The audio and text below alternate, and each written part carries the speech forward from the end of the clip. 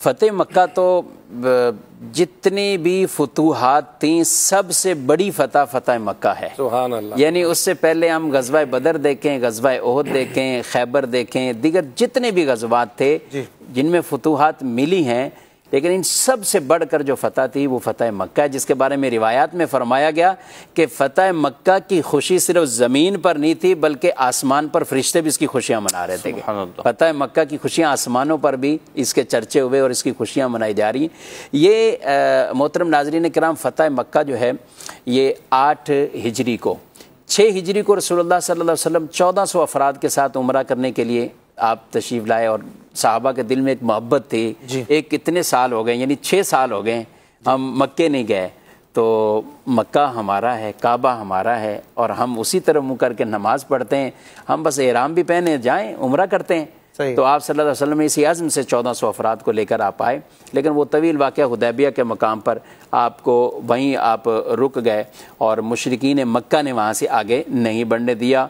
और एक गोया कि जो खून खराबे वाला मामला हो सकता था, रसूलुल्लाह सल्लल्लाहु अलैहि वसल्लम जो कि हिकमत और आपने अपनी हिकमत और मसलियत के तहत आपने वहीं सहाबा को इहराम खोलने का हुक्म दिया और वो सुलह हुदैबिया होती है।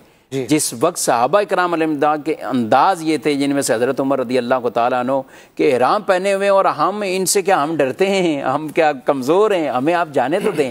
हुज़ूर सल्लल्लाहु अलैहि वसल्लम की बारगाह में आके ऐसे उन्होंने कहा कि हम हक पर नहीं हैं, हक पर हैं।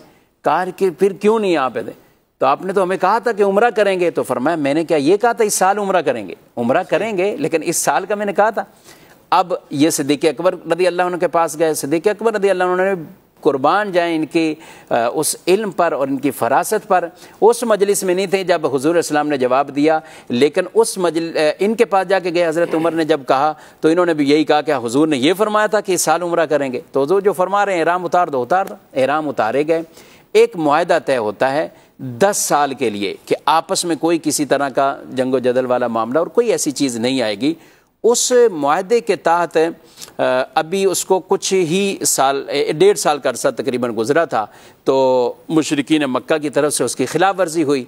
जब उसकी खिलाफ वर्जी हुई और फिर ख़ुद ही हुज़ूर इस्लाम ने जो उनकी तरफ कासिद भेजा तो उन्होंने कहा हमने मुआहदा तोड़ दिया है। अब 8 हिजरी है, अल्लाह पाक की आपको ये बशारत एक तरह की थी और आपने 10,000 का लश्कर लिया है और आप रवाना हुए गए। और इस लश्कर की ऐसी हैबत थी कि कोई जंग वाला मामला नहीं हुआ, कुछ और ऐसे चीज़ नहीं हुई और बड़ी ही आसानी के साथ और आपने अपनी हिकमतों और मसलियतों के साथ ये फ़तेह मक्का की अजीम बशारत अल्लाह पाक ने अता फरमा दी। रसूलुल्लाह सल्लल्लाहु अलैहि वसल्लम की ये ठोड़ी मुबारक आपके ऊँट जो थी सवारी थी उसकी कोहान के साथ ये लगी होती। यानी जब आदमी कोई बहुत बड़ी कामयाबी हासिल करता है तो फिर तो उसके हाथ नीचे नहीं बल्कि ऊपर रहते हैं।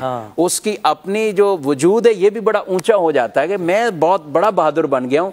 तो ये इज्ज़ था आप सल्लल्लाहु अलैहि वसल्लम का, अल्लाह के हुजूर अपनी ठोड़ी को अपनी सवारी पे रखा और इस तरह आप मक्के के अंदर दाखिल हुए और फरमाया मेरे जाने से पहले मक्के को वो बुतों से पाक कर लिया जाए और सारे वो तोड़ दिए जाएँ और आप सल्लल्लाहु अलैहि वसल्लम वहाँ आएंगे।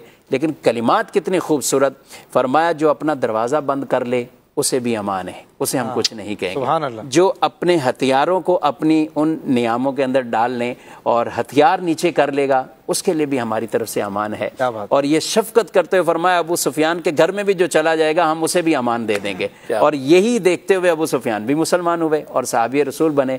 तो आप सल्लल्लाहु अलैहि वसल्लम के ये कलिमात, फिर आप आए और फिर उस वक्त जो सामने वो कांप रहे थे और कुफार उस वक्त एक लर्जा तारी था। यूं कहिए कि जिन्होंने शहर से निकालने के काम किए थे, जान के दुश्मन थे शुरू से लेकर आज ये डर रहे 8 हिजरी है।